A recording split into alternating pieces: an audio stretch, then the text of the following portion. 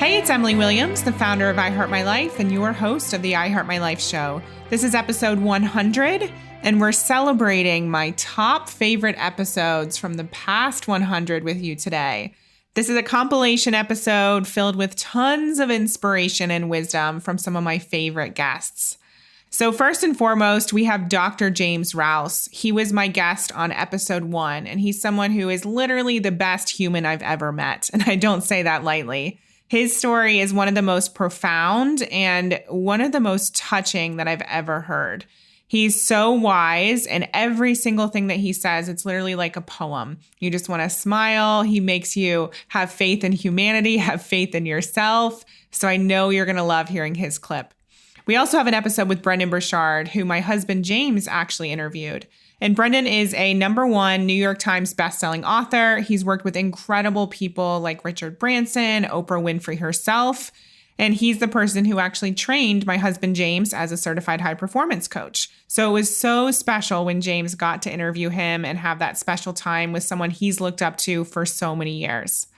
Then we have an episode with someone named Philip McKernan. Philip is someone who James and I met a few years ago at the Titan Summit. We saw him speak on stage and just connected with him and really loved his story and journey as well. He's a very powerful speaker, and I was truly touched by my interview with him and touched in a way that I was actually super surprised. He was never supposed to be one of our guests, but he filled in last minute when somebody else canceled on me. And it was such a blessing in disguise because his story is so powerful and just the way that he looks at the world is so inspiring. So I know that you're going to resonate with him. And he talks a lot about his struggles and what he had to move through, the bullying, the judgment. No one actually expected him to be successful. And I really love how raw and real his episode was. Then I have an episode with Luciana Naldi. So this is someone who was one of my previous clients, and she actually went through a period of time and is still in a period of time where she experienced a lot of hair loss. And she actually decided to completely shave her head and become a bald woman.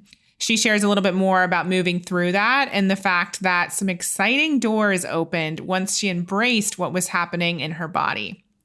Then I have Michael Roderick. So this is someone who, again, I didn't know super well when I interviewed him. But what I found was that he has all these amazing acronyms and tools and different frameworks that he uses with his clients. In particular, I love what he calls the giver's fix and how some of us are literally obsessed with giving. So we go deeper with that. We also have Dr. Kim Pendleton, who is one of my current clients. She's an amazing, soulful, heartfelt, beautiful woman who helps other women move through any intimacy issues and deal with sex and sexuality and female empowerment. And her episode is super inspiring as well. And Tara Zirker, one of my good friends who's a Facebook ads expert, I loved her story because she took us on the journey from completely fighting what she knew she was meant for in terms of entrepreneurship and even where she was meant to live. And she talks about a transition that happened once she had her first child and realizing that things had to drastically change in her company in order for her to survive and for the company to survive. Then we have an episode with my husband talking all about our move to California. So this was obviously a big deal for us, moving from London to California. So we share some of the behind the scenes of how we made that decision, how we set ourselves up for such a big move. And it's just a fun episode that I definitely wanted to throw in there. And then finally, there's an episode with David Neagle. So David is one of my personal coaches. And when I got to interview him, it was really exciting because I've admired him for about 6 years and always wanted to work with him closely. And so to have him on the show talking all about money, breaking through money barriers, increasing your wealth, well, it was just a huge honor. So obviously, we're not sharing the entirety of all these episodes. You're just going to hear clips from my top favorites. So we'll go ahead and dive in. I hope you're inspired. And if you love what you hear, go back and listen to all of the episodes in full. They are all so great and need to be on repeat in your life. I know I'm going to go back and listen to them as well. So let's dive in. I'm so excited and honored to have Dr. James Rouse with us today. You know, Emily, I hope that people really heard what you just said. So many words of kindness go left unsaid because the smaller part of us says, I haven't got time, or that person may not get what I'm trying to convey, or I may not have the courage to expose my own vulnerability by acknowledging someone else who I see excellence, or I see kindness, I see love, I see possibility. Everyone in this community, Emily, that you have created is a part of a bigger movement. And this bigger movement, and sometimes we say, well, it's about building businesses. And Emily, you're an awesome coach at building businesses. But one of the things I've learned about you over this last year that I think some people may still be kind of getting used to the idea is that one thing that you and I have talked about, we've done it together when we spent time together, is we've understood the power of what it means to be that exceptional person.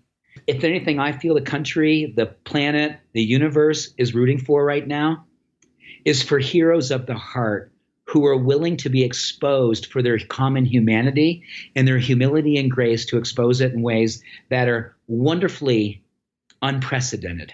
Spirit is not held by precedent. And if you're wondering what your great big year is going to look like, look no further in the micro moments of how you can express what you know in your heart to be true and allow that to be the business that you are truly operating out.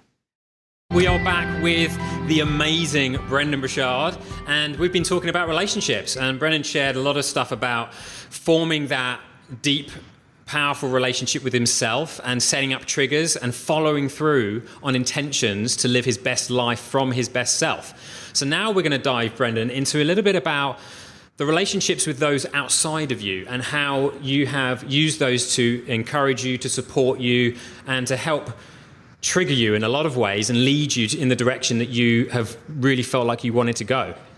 Yeah. Well, I don't know if I've used them as much as they've just kind of inspired me. I was blessed to, people always say, Brendon, you're really lucky. And I said, you're right. Because I had two great parents. I lucked out with an amazing mom, an amazing dad. And I think that was a foundation for me for sure. Even though we were, below the poverty line where we lived much of our life, they worked super hard. They're incredibly caring. Family was important. As much as my dad was a disciplinarian because he was, a Marine, so he'd done 20 years in the U.S. military as a Marine Corps member, he was very, very hard on us when we were young. As we got older, he kind of became like Buddha-like and calm. My mom was just always, you've met her. When I have this phrase, bring the joy, don't wait for joy to happen, bring it. And she's the epitome of that. Mm-hmm. So I had that was great. Like the inspirations around you. I also had other people all around me who were terrible and awful and mean. And we had, we grew up in an old Irish mining town that was economically depressed. And so there was a ton of alcoholism, a ton of violence where we grew up. But for some reason, my young brain knew that wasn't where to focus. And I was lucky. Because I think that happens for a lot of us, even writers, right? You have 100 amazing 5-star Amazon reviews, but you notice that one thing that sucks. And I think that happens for everybody. For very early on, I realized that brought a lot of pain and sadness. Mm-hmm. So instead, I turned my attention towards people who were positive. And I'm very blessed by that because it's a habit I continue to this day. So I look around for people who are positive. I'm blessed to be married to a woman today who believed in me, who had no rightly earthly evidence that I would ever make it, other than I was passionate about the topics that I was exploring and trying to research. And she became so instrumental in my life and, helped me develop this phrase that really drives so much of my own performance, which is that story I think of when I was starting out as a writer. I broke and I had to move into her apartment, and she was buying my groceries, cheering me on. But if you're a guy in your late 20s and someone has to buy your groceries because you're so broke, that does something to your psyche, and that just terrible feeling that I wasn't enough, that terrible feeling that there was shame there, that I wasn't going to make it, was taking over my days of productivity. So instead of being a productive person and writing well, I was kind of screwing around and just not getting things done. And there was one night when I had moved into her apartment and we were, really struggling. I was really struggling. She was always much more amazing than I was. And as I remember going through that time, she came into the bedroom that night. I was writing on this little borrowed table from my mom, and on my bed was my vision boards and my research and all these papers, but also all my invoices and bills as I was going into bankruptcy.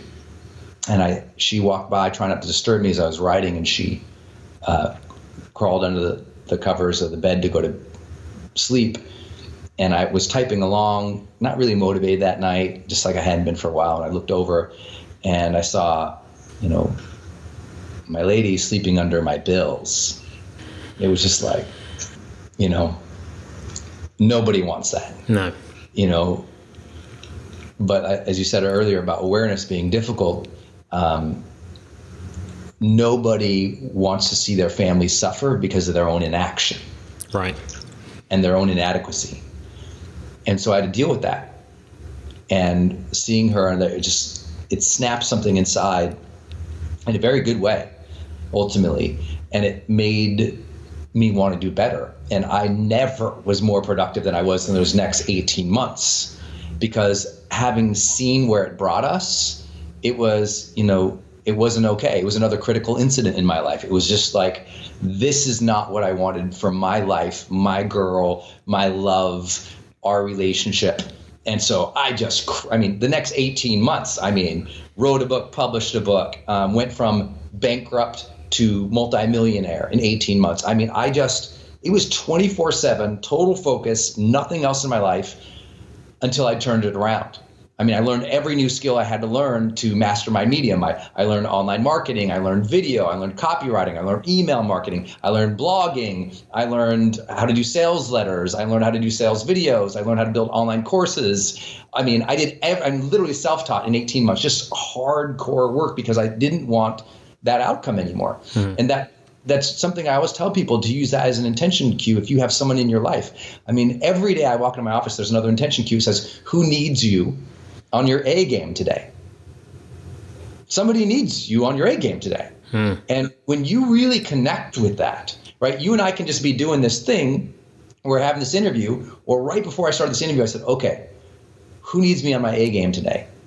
And it wasn't just yourself or myself or my brand. It was, somebody's probably watching this who had those same struggles somewhere I had. Maybe they're sad, or maybe they don't have any intention cues, or maybe they've got off their personal development game, or maybe someone in their life is financially struggling. I need to show up energetically today, hopefully in a good place, despite the last crazy 3 months that I've had on the road, traveling, serving, delivering. It's like, okay, it's not about me. Who needs me today? So that fires me up, and that gets me motivated. I think the best relationship you can ever have in your entire life with other people is one rooted in service. Today's guest is Philip McKernan.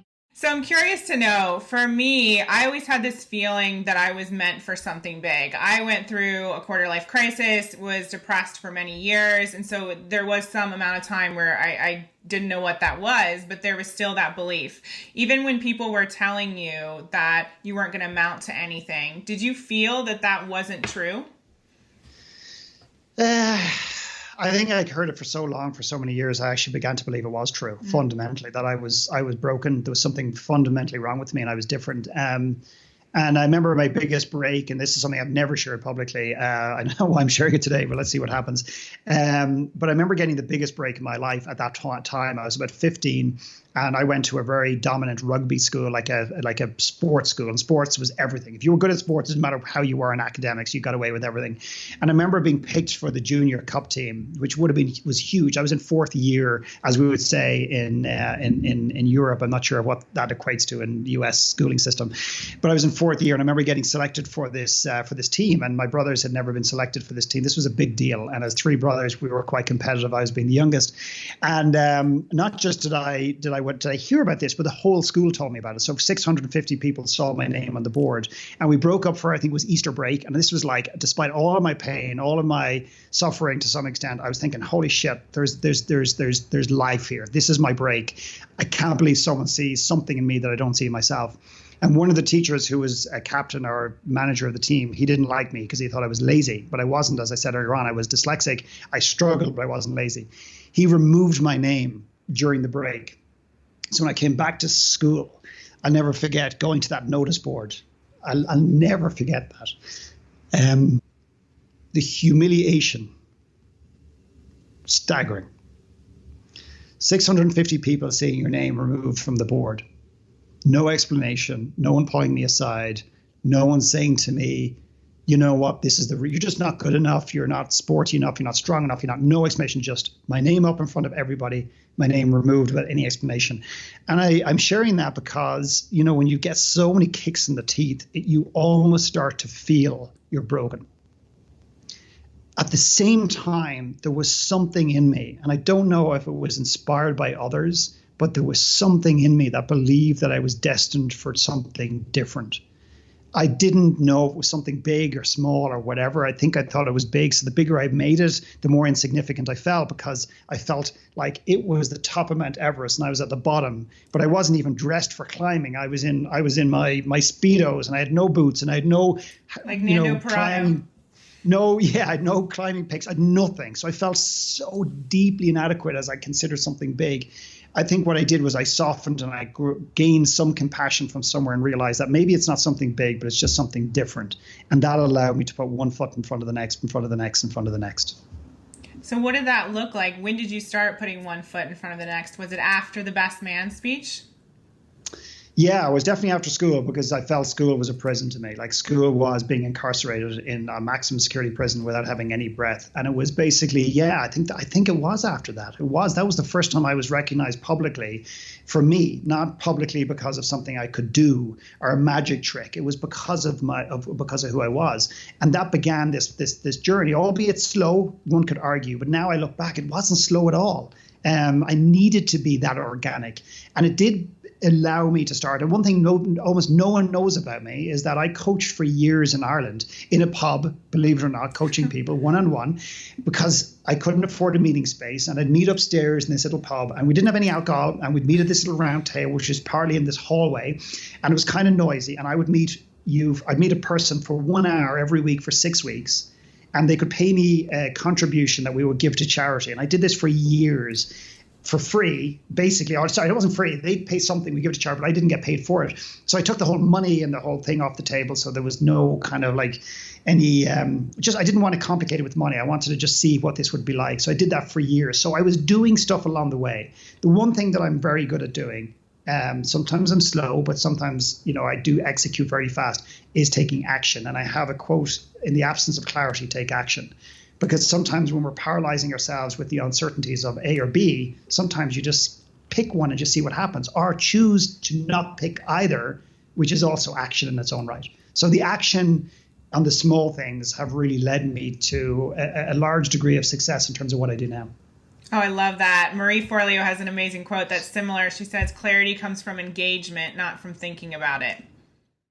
I have the incredible Luciana Naldi here with me today. So talk to us a little bit about the experience of losing your hair. Okay. And how that even came to be. Because when you emailed me, I had seen pictures online. I've been following you, but I didn't know the story. And it's really fascinating and powerful and amazing. Okay, absolutely. When I was in college, I was about 19 or 20, I started losing my hair like right here in the middle, but it didn't fall out anywhere else. And I remember being like, what is this? Like, is this a joke? This is not even funny. So I went to the doctor. She's like, oh yeah, you have alopecia. And I was like, awesome. What is that? Like, give me something else. And so she said, it's just unexplainable hair loss. There's no other physical symptoms. There's nothing wrong with you. For some people, they lose all of their hair. Some people lose little patches. It just is totally personal. Okay. I'm like, okay, well, what are you going to do? Yeah. She goes, and she gave me some like topical Rogaine, and it literally grew back. And I never had any other issues until after the babies were born. And then at that time, maybe like at the same time I was going through your course, towards the end of it, it started falling out again. And I thought, it's not that big of a deal. Okay. But it got to the point where I couldn't hide it. Yeah. So I started really seeking like answers and solutions and treatments, which none of them are reliable. None of them are good. Anyway, it got to the point I couldn't hide it, and I had to make a choice. And up to that point, I'd really looked for answers and ideas outside of myself. And I thought, there's really one thing I haven't addressed, which is, what happens if I decide I'm going to shave it? What happens if I decide I'm going to deal with this in a way that's different than what everyone expects me to do? Because everyone was bringing me doctors and natural things and saying, oh, you can do this, you can fix it. And I thought, what if that's not what needs fixing? What if that's not what I'm meant to learn from this or meant to understand, And so I remember going into the bathroom, and I had cut it to the point with one of my very close friends of just really low. It was like really super short at that point. And I had cut it, and I thought, you know what? Right now I have the choice of how I can deal with this and how I want the kids to see me deal with it. And they were actually in there with me. And I thought, I'm just going to shave it. And we're going to see what happens. And my kids are watching me shave it, and I do it, and it falls away. And as my hair fell away, it was literally like I stepped out of a box that I didn't know I'd been living in. Like the things that fell away were the things that weren't me anymore. The things that people had said to me when I was young about, like the things that they didn't like about how you looked, and the mean girl voice of being a 15-year-old, like judging yourself for how you look and what you need to look like to be beautiful. She wasn't there anymore. And the voice that came, there was two, and it was the wise woman voice in me, who is the experienced woman, the one who's been through, all these different things, and thought, no, this is your face. This is the face that is awesome, has, cried, has kissed boo-boos, has supported people. This is the face we're going to put into the world, and we're going to do it confidently. And that was the wise woman. And then there was the warrior woman, who was like, not only are you going to do it, but you're going to rock it. And you are going to make sure that other people know, young and old, that you can do anything and you can go anywhere and be anyone. And this is not what matters. And it was a really just profound moment for me, because I didn't believe the things that I did before anymore. And my kids are looking at me, and they're just like, wow, Mom, it's gone. And I was like, I know, right?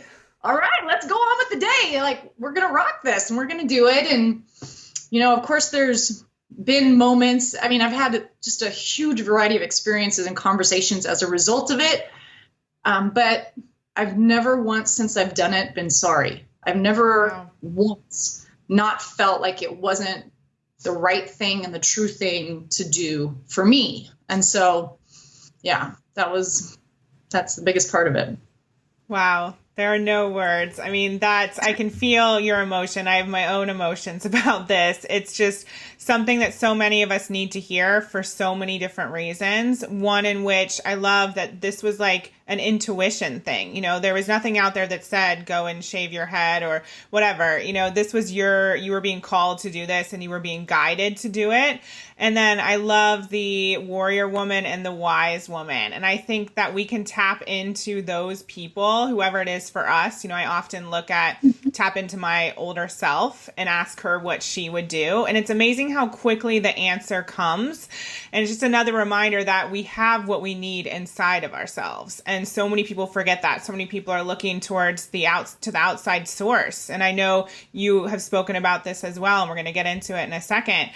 We often look at that for that external thing, but it's there within all along.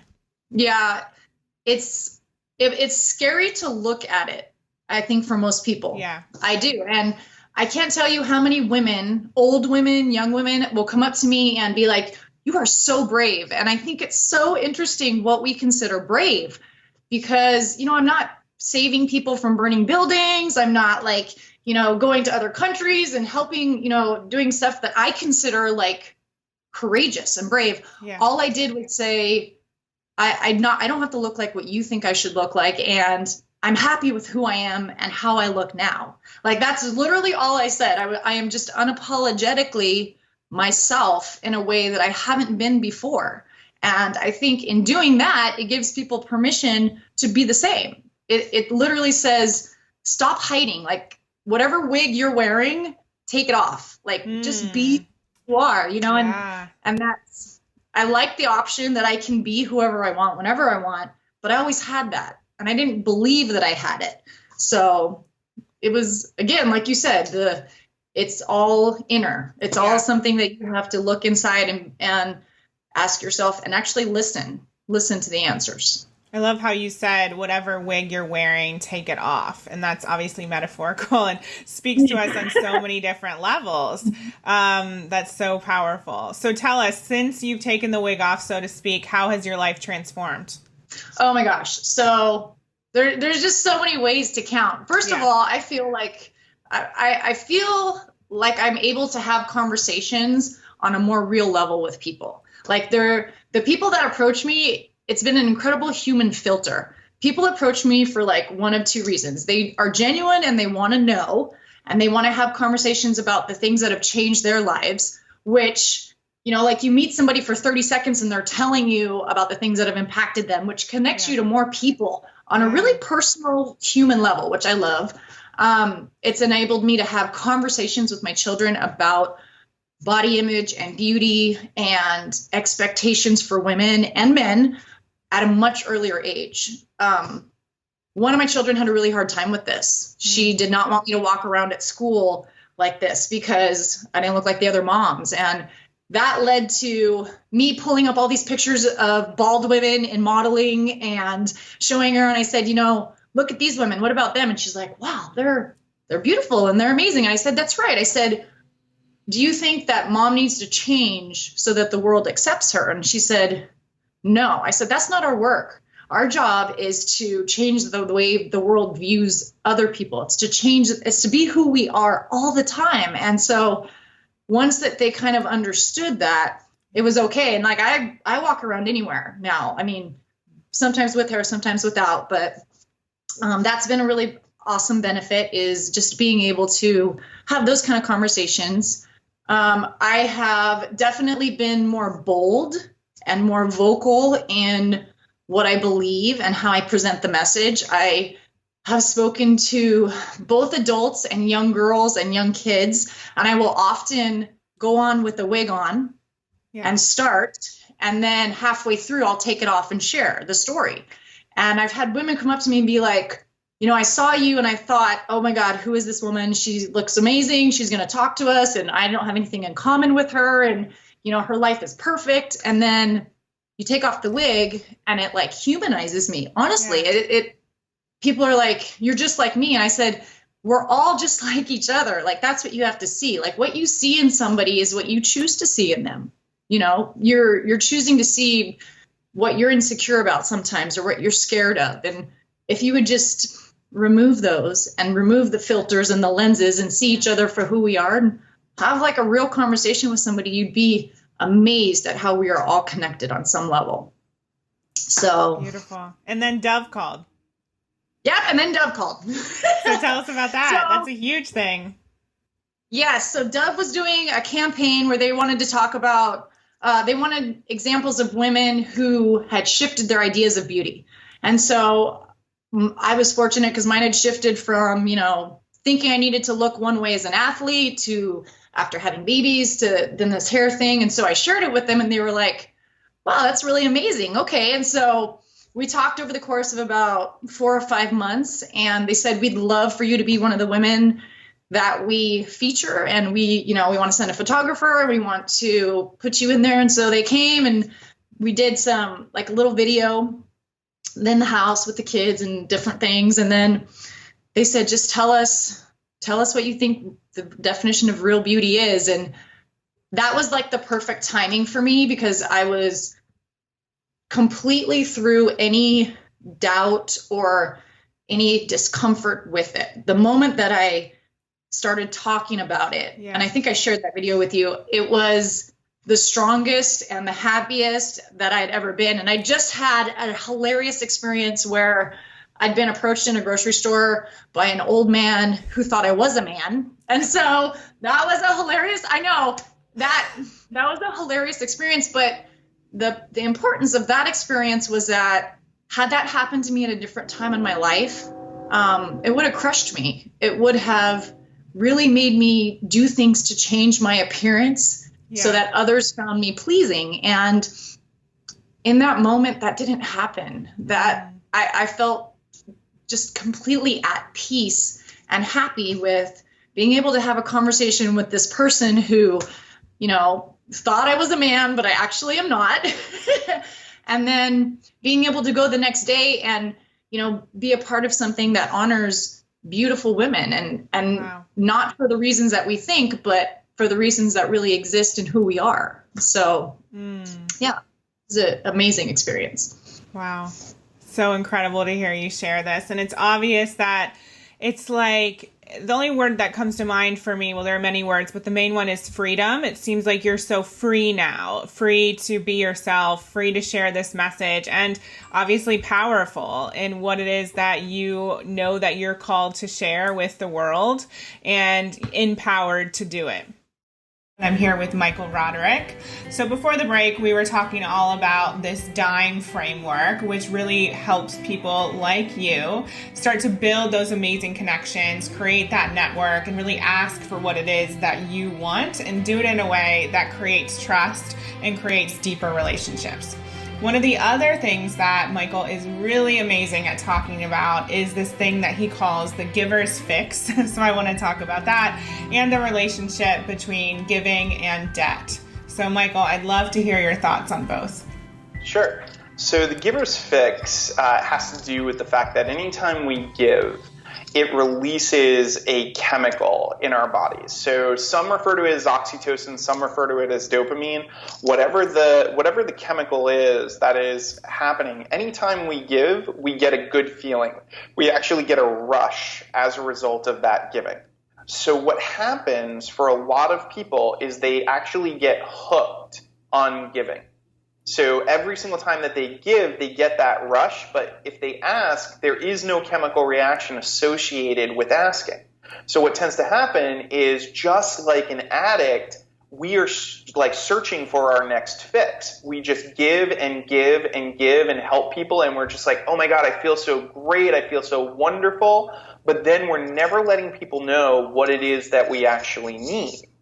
And once that happens, we get into this place of everybody loves us and we're connection rich and in many cases cash poor, because we're solving everybody else's problems. We're doing all these great things, but we're never actually doing anything for ourselves. And the people around us start to make assumptions. So one assumption that somebody will make, if you're always a giver, if like every single time you're talking to somebody, you're always giving, they start to assume that you have no needs. Because how could you possibly be in any state of need or suffering if you're just always giving, if you're always helping and always supporting?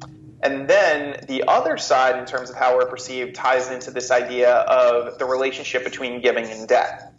So every single person has what I like to refer to as a reciprocity impulse. And what that means is we have a desire to give back when we receive something. But certain people have a different timeline on that reciprocity impulse. So there are some people, if I give to you, you'll instantly want to give something back to me right away. And then there are other people, if you give to them, you may not hear from them for 3 or 4 weeks, but when they do come back to you, or even a year in some cases, but when they do come back to you, they may give you something ridiculous. And in other cases, there are people who they never even think about giving anything back as a result of that. So the thing is, if you have somebody who has a very strong reciprocity impulse and you're always giving, here's what starts to happen. So let's say you meet someone, you start to make a connection, you make an introduction. Following week, you send them you send them to an event. Following week, you send them some like good article or some good material. They keep asking you, what can I help you with? And you're just like, no, it's totally fine. I'm a giver. It's all good. In their mind, because they have such a strong reciprocity impulse, that's like credit card debt. They actually start to think about, oh my God, every single time I talk to Emily, I'm getting something, and how will I ever be able to pay this back? So what happens is some of these people, they actually start to avoid you because they feel like they have this massive credit card debt with you, and they feel like they could never give back in any way. So the only way that we're able to help those people when they have that debt feeling is to basically ask them for the things that we need. Let them know that we need something. That way they have that relief of, oh my God, okay, I've finally been able to give something back, and we can keep the relationship, as opposed to having them eventually start to avoid us in much the same way that people will avoid phone calls when they have large amounts of credit card debt. Wow, that's so fascinating. How did you come to realize this and really come up with all of these frameworks? So a lot of it came from my own personal experience. I was very much a giver. I still am in many ways, but I was very much the connection-rich, cash-poor type, where it was like I was always helping, solving other problems, helping people do these massive deals and all these different types of things. And I had basically a moment in my life. I have an 18-month-old daughter, and when my daughter was born, she was born not breathing. So we had 5 weeks in the NICU, and I was working for myself. My wife had to leave her job. So we had the doula set up a GoFundMe, and there were people donating to us and just like helping us out. It was the first time that I had this like moment of like receiving. So I eventually started to really study this once I got past all of those experiences, and I said, I feel like there's tons of people who struggle with this. I feel like there are tons of people who have this issue. So what can I do to help them understand it? And what I realized was that in most relationship building information, there are formulas where basically people are like, say it this way or do it this way. And the problem with the formula is that if you don't follow the formula to the T, you suddenly think that you're wrong. You suddenly think that you're not doing what you're supposed to be doing in the relationship building side of things. So what I realized was that nobody was actually creating frameworks, just different ways to think about it so that you could execute on these things in your own way. So through my own experiences of having been, done a ton of giving and having to, figure out how to receive and how do I create that balance personally, I started to see it in other people, and it made it so easy for me to notice it in my clients, where it was just like they would talk about why they were struggling, and they would have this massive group of people around them who could help them. And I would just be like, so why haven't you asked any of these people for support or for help? And because I've been through it, I could see where those challenges were, and I would give them these frameworks to help them solve those problems.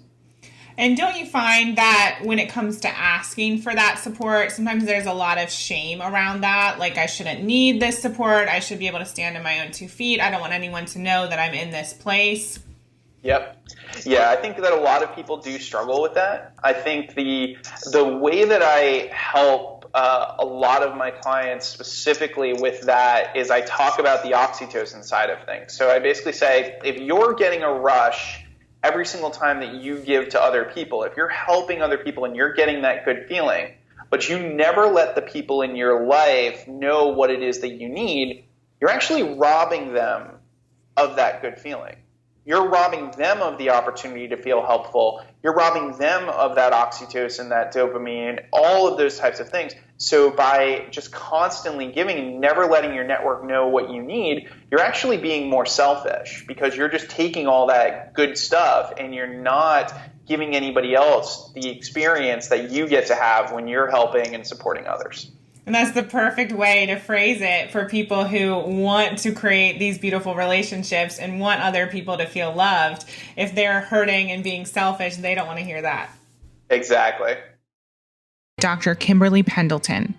Thank you for articulating that so eloquently. And I agree. I want everyone listening to really understand this is not about bashing any religions, but I think it's exactly what you described here.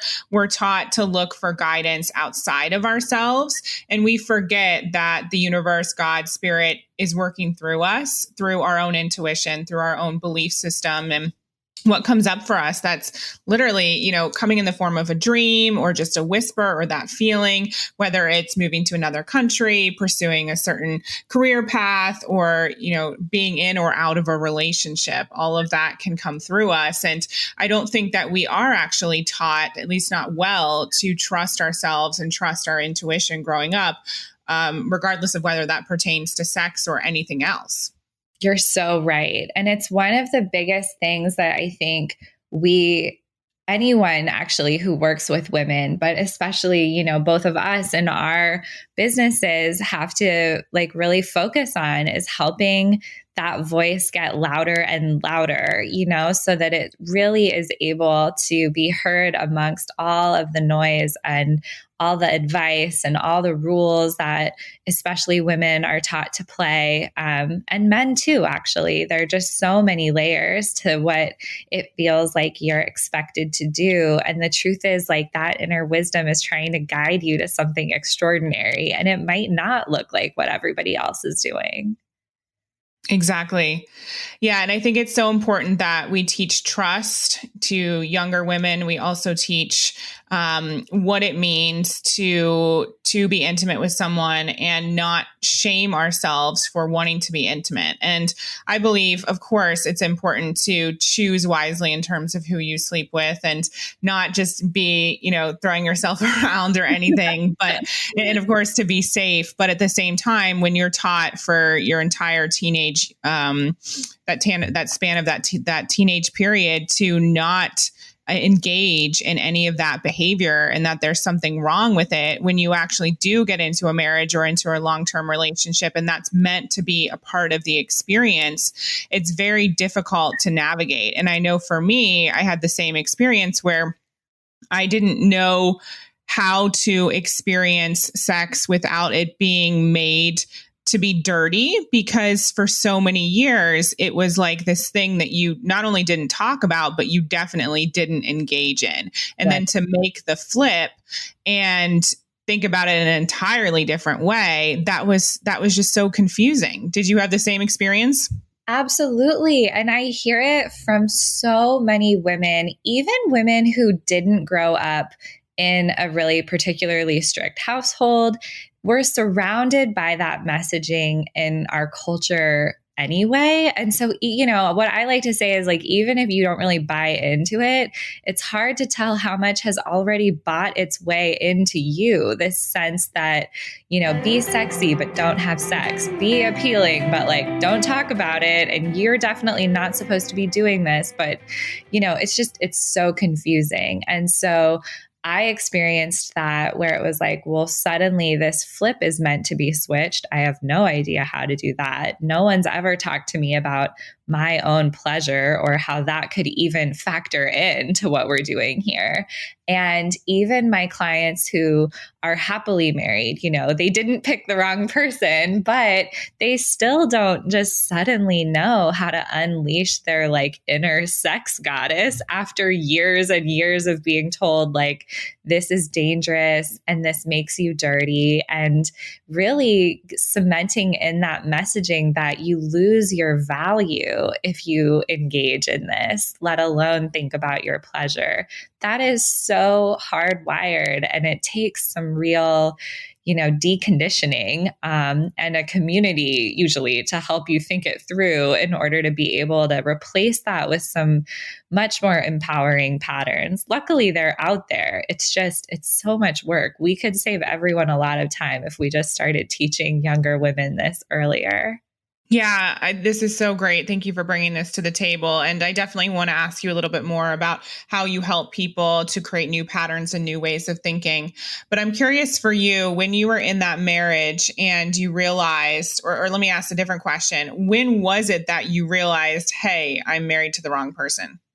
Yeah, this is actually such an unexpected story. I don't even know if my ex-husband truly knows this. Maybe he'll listen to this and have more insight about what happened. But, you know, I was in and out of the hospital, going to different doctors, trying to figure out what these kind of like shooting pains were in my system.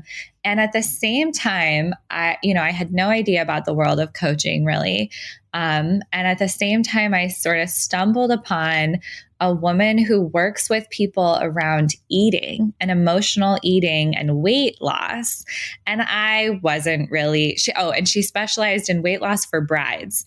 And I was not a bride and not trying to lose weight. But the way that she talked about engaging with your body was all about like asking your weight in a way and asking your desire to maybe emotionally eat, like what is really going on here? And it was all about listening to your body and viewing everything as like a sign that it's trying to tell you something. It's trying to say something is wrong here. And I somehow recognized that I needed to be doing this about the pain, and I needed to be treating it as data that was trying to tell me something was wrong. And of course, I thought the something that might be wrong was that, like, you know, maybe I had cervical cancer or something. I was looking for like a concrete issue. And then what ended up happening when I started listening more and more to my body is that I realized, like, oh, it's this box I've put myself in. And it wasn't just the relationship, but that was a big part of it. It was like, I am trying to squeeze myself into this tiny little life, and I just don't fit. And my body is trying to tell me, like, get out of here. And it was so hard to realize that. And then, of course, it got so much easier once I embraced it and broke free. And I really worried, like, am I going to regret this? I exploded my whole life, and it's been amazing. You know, I really have only felt more and more free as more time has gone on. And slowly, so many of the, especially women that were in my life at that time, who were totally blindsided by this, you know, why is Kim just like leaving right now, have really said they've been following me. They've come to really appreciate my work. And some have even signed up for Uncover because they've realized that, like, we were all swimming in that same sea and all of us needed guidance. So that's been really gratifying. I didn't really expect that, but I felt like the universe was giving it to me as like a cheering on that, like, you're on the right path. Like, people need this. And when you made the decision and you figured out that your body was trying to give you the message of get out, essentially, how quickly did you have that conversation with your husband? It didn't go great. You know, I look back and think, like, there's so many things I would do differently now. I really blamed him, and I like didn't know how to articulate it this way. And I thought maybe it was about finding someone else. And I'm just not happy. Like, I gotta get out of here. Sometimes I think of it as the equivalent to setting the entire house on fire to jump out the window, and I could have just like walked out the door, like the door was unlocked. And it's so funny. I mean, and I can look back and be like, you were 23. You didn't know really what you were doing. You didn't have a decade of tools yet. But there is a sadness there where I think that, kind of back to what we were saying about listening to that inner voice, like if I had trusted her a little more, it would have still been painful. Tara Zirker. I agree completely. And so, you know, at some point you do have a lot of clients, you're doing the SEO services, the social media, all this stuff. Mm-hmm. And so we've already talked a bit about giving yourself permission. What did it take for you to give yourself permission to pivot and to just focus on Facebook ads? Was that a quicker pivot, or did that still take the 18 months? That took a little bit long. I mean, it was not as long as the 18 months, and mostly it was helped along by burnout. And also at the time I became a mother. So around this time in that journey of needing to start narrowing down, I had just become a new mom. I gave myself a 3-week maternity leave, and which is, by the way, anyone listening, that is not enough time. You are a strong woman. Yes, you absolutely are. My mindset was, I'm stronger than the average bear. I can do this. Yep. Has nothing to do with you. It has everything to do with that little baby who needs to eat every couple of hours. I just had no clue. So I took a 3-week maternity leave. And one of the most powerful things happened in my business. I'm so grateful to this day for this really hard experience. I came back 3 weeks after this very short maternity leave. I had a baby that had been in the NICU. for 1 week of that. So I had this precious little baby at home. I had no clue. She was a preemie baby. She needed to eat all the time, just different nutritional needs because her stomach was so tiny.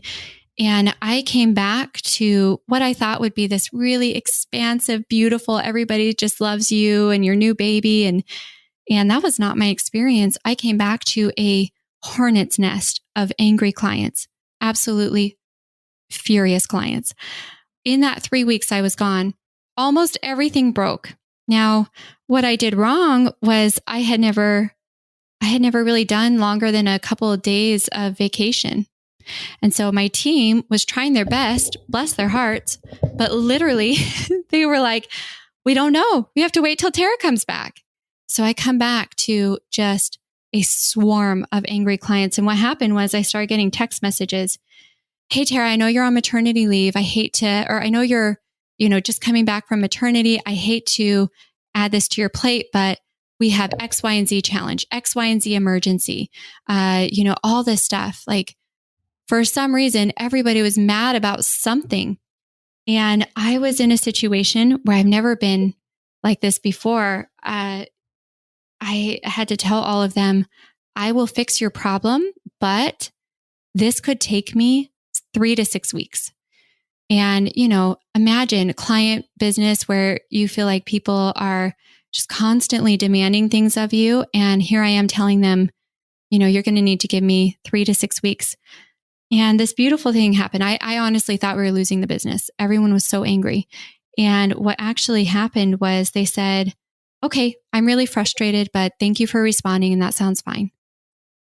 And so in that moment, I realized, oh, this is just relationships. Like all I'm doing is this is all relationships. Like it's okay for a relationship to go off to go off track a little bit as long as you tell people what's going on. And so everyone was really upset. And yet I didn't lose any one of those clients. And I thought I was losing all of them.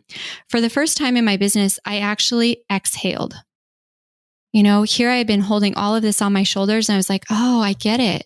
We can go through a really hard time. We can go through a really, bad revenue month. We can go through all of these really tough obstacles. And you know what? This is business. You will go through those things and you can get through it. And I just, ever since that moment, I was so wound up. I mean, I've never been more stressed out in my whole life. And then when I didn't lose any of those clients, and even if I had, I was like, oh, okay, I get it. What I built was stronger than what I thought. It was also weaker than what I thought because, I left for those 3 weeks and everything fell apart. Well, for my next maternity leave, I took 4 months and I came back to the most beautiful business. My team had actually grown it while I was away. So what I did differently was I learned that you have to kind of do these test runs. So I do 2 days away and a week away and 14 days away. We did so many test runs. And the first few times I did these test runs, well, there were problems. There were like little things that would break. I would just say, okay, team, let's make a process for this so this doesn't happen. I do another test run. We did so many test runs that pretty soon they were running the thing just fine without me. In fact, probably better than with me around. I asked James to jump on this episode with me just to share a behind the scenes look at what we've been experiencing over the past few months.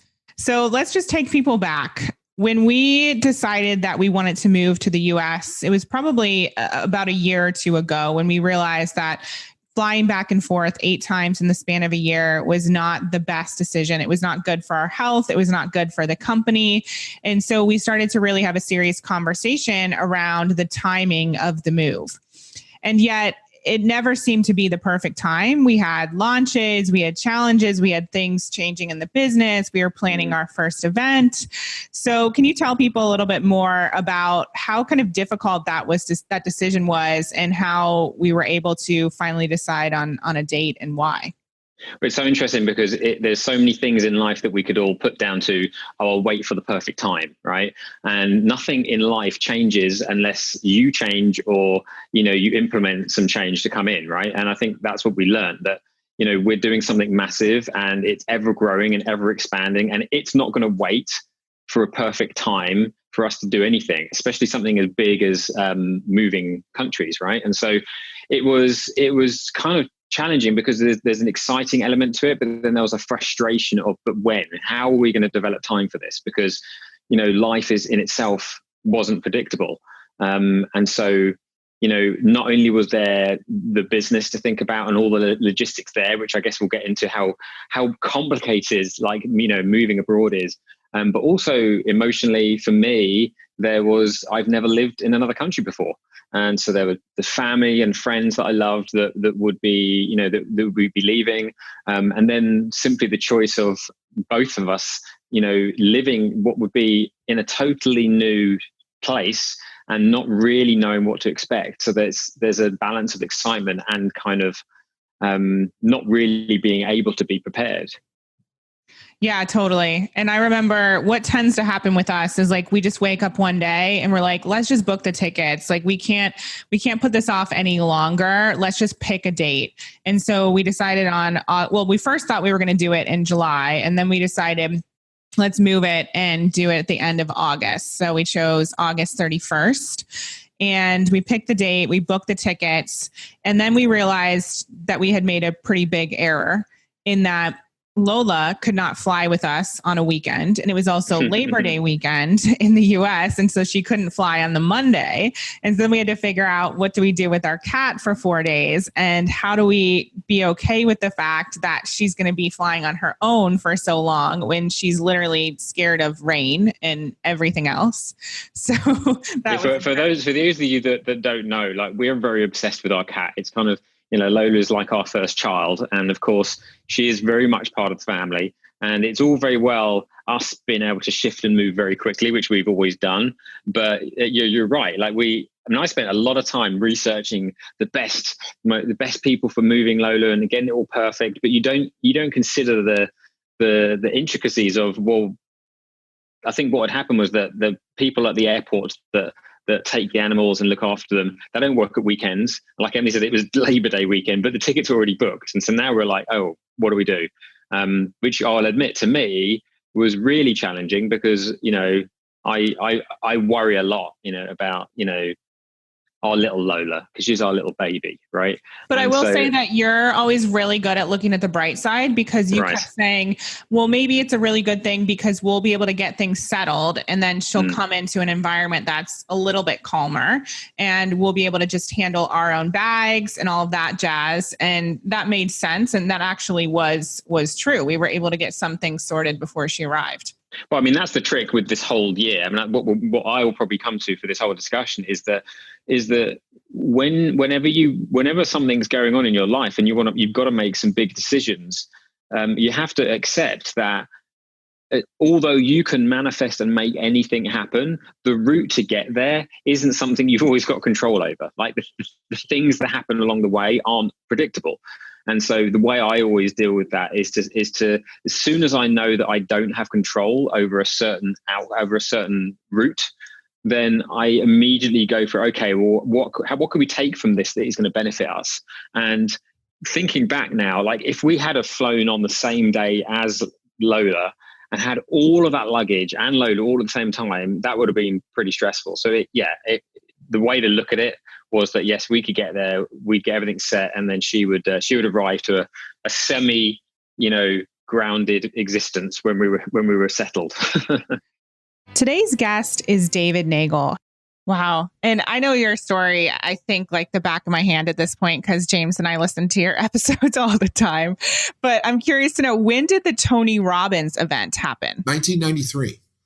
Okay, so 6 years before you started the business. Are you able to share that story with the audience? I think it's so powerful. Yeah. So when I went to work for this company, basically what happened was I had written down 3 goals, 3 things that I wanted, and I had accomplished 2 of them. Actually, there were 4 things, but I had accomplished 3 of them in a year. And that was, well, the first thing was to increase my income to $40,000. So I went to 62 immediately. The next thing was to buy a house.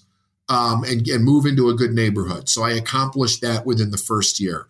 The next thing after that was I wanted my own fishing boat, because I grew up fishing when I was a kid, and I wanted a decent fishing boat. Like, that was a dream. I thought maybe in 20 years I might be able to get something like that. I had that with like a year and a half, something like that. So I had those things, and I was still studying relentlessly. And I remember there was this one night I came home and I didn't know where to get information. I didn't know what direction. I didn't know that there was a self-improvement, business development section at the bookstore or at a library. I didn't know that. I stumbled across it. But I came home one night and Tony Robbins was doing his infomercials with Fran Tarkenton, the personal power infomercials, when he was first starting out with those. And it took me 3 nights to convince myself to spend the $160 and buy them, but I did.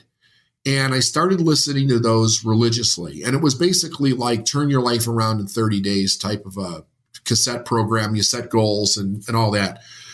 And in there was a $100 coupon to go to one of his live events. And the live event cost $3,600 and it was in Ohio in February. And I remember thinking to myself, I really want to go to this, but I don't have $3,600.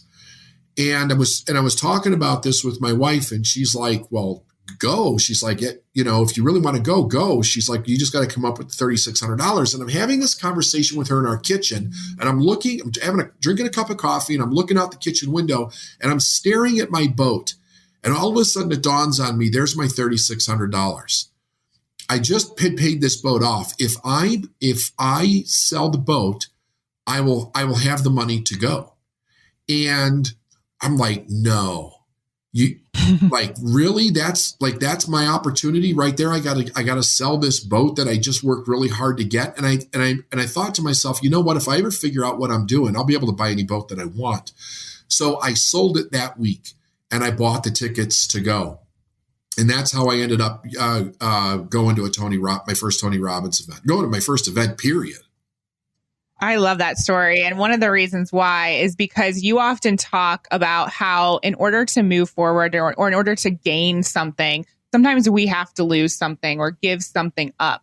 So can you talk a little bit about that shift that you had to make and that you see your clients often making? Because I know one of the things that you are known for is helping people turn their yearly salary into their monthly income. So can you talk a little bit about making that shift? Yeah. So, as I started to study, I started to, like, between reading and coaching with people, I started to learn all of these really cool ideas that helped me make sense out of what happened to me, how I started to become successful. And basically what my mentor told me was that I became an unconscious competent. I was doing things the right way, but I didn't know what I was doing. And he said to me, the danger of that is that if something changes external of yourself, you don't know what to change in order to adapt to that change. So very often unconscious competents are winning one day, but losing the next when something changes. So one of the things that I learned was the law of sacrifice, which basically means letting go of something of a lower nature in life in order to gain something of a higher nature. And I recognized that's what I did with the boat. I was willing to let go of something of a lower nature. Like I could have kept the boat, I could have enjoyed the boat, but that would have not gotten me any further in life. It would have brought me pleasure, but it wouldn't have gotten me any further in life. So it became an asset at that point. And I was willing to let that go to gain more knowledge, to pay for the knowledge that I needed that would allow me to go further in life. And that, when I started my business, I came out of the gate in my business earning the equivalent of about $50,000 a year. And I realized that I wanted to do what I was being taught, which was to turn your annual income into a monthly income. So I decided that I was going to give this a shot. And I worked at it for 3 months. And the first 2 months, I failed miserably at it. And my mentor said to me, he said, "David, it's easier to make $50,000 a month than it is to make $50,000 a year." And I thought he was just screwing around with me because he used to do that all the time. And I'm like, yeah, it's easier for you, it's not easier for me. It's easier for you. And so I said that to him the first month. And then the second month, I talked to him at the end of the month. And he said, "How did you do?" And I'm like, "I still didn't do it. Like, I don't know. I'm missing something." He said, "I told you it's easier to make $50,000 a month than it is to make $50,000 a year." Now, my mentor was an interesting guy because he never really told you how to do anything. What he forced you to do was to learn how to think, because that's the thing that you could take with you forever. If you really understand how to think successfully, that's yours for life.